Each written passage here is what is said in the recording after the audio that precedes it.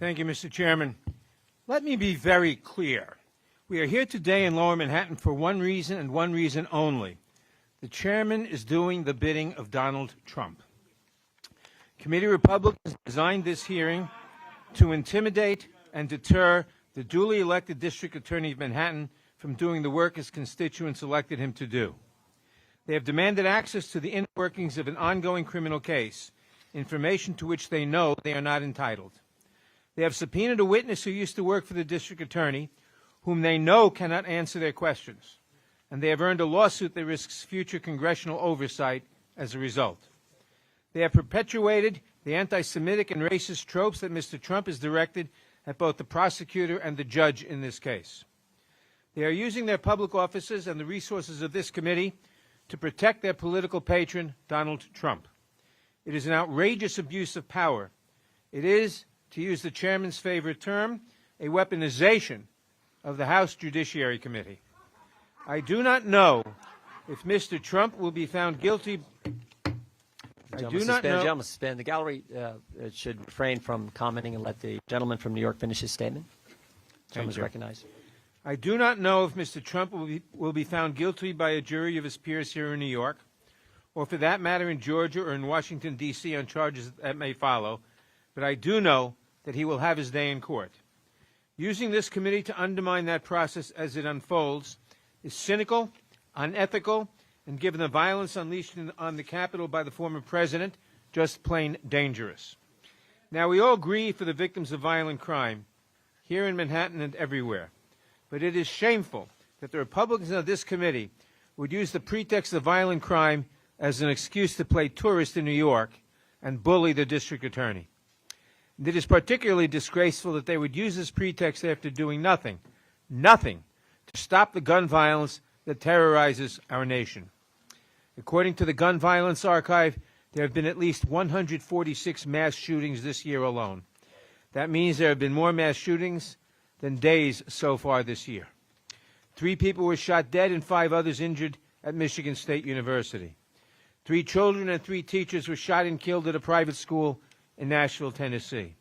5 people are dead and 8 others, including 2 police officers, are injured after a mass shooting at a bank in Louisville, Kentucky.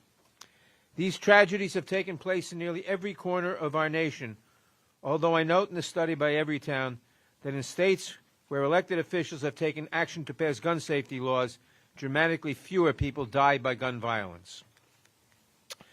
And although there has not, thank God, been a recent mass shooting here in Manhattan, we must do more to stem the iron pipeline, the illicit flow of illegal firearms from states that do less to protect their citizens to New York and elsewhere.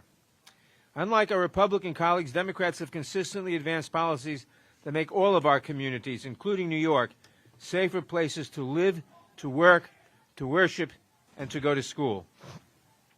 Last Congress, over the objection of every Republican here today, we passed the first gun violence prevention package in decades. We can and must do more. We must pass universal background checks. We must implement red flag laws to keep guns away from those who are a danger to themselves and others. And we must reinstate the assault weapons ban. Each of these proposals are overwhelmingly popular with the American public, and each is opposed by House Republicans. We also advanced the Victim Act to provide funding to law enforcement to improve murder clearance rates.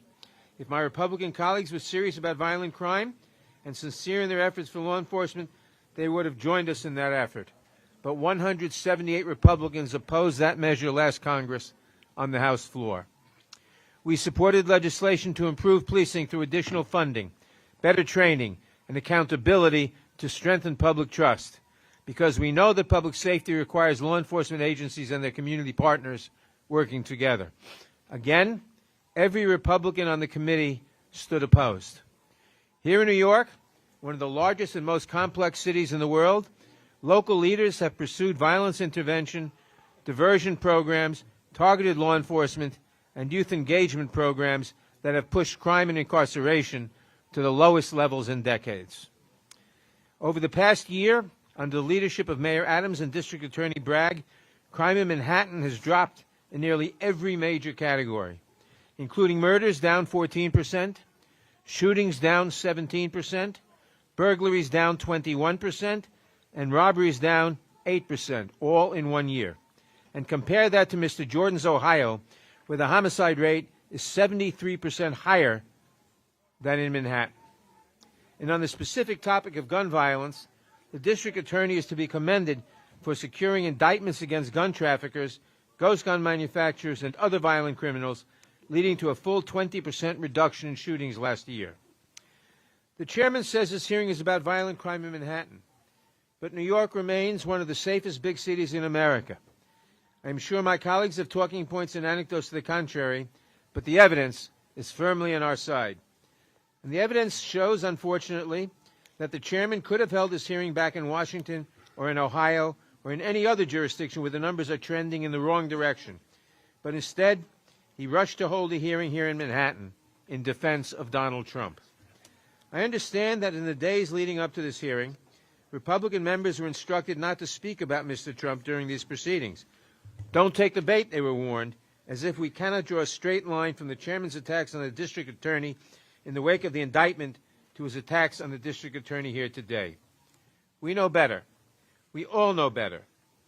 The New Yorkers gathered outside of this building certainly know better.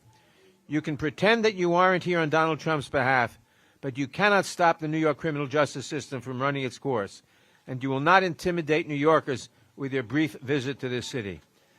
I thank the chairman, and I yield back.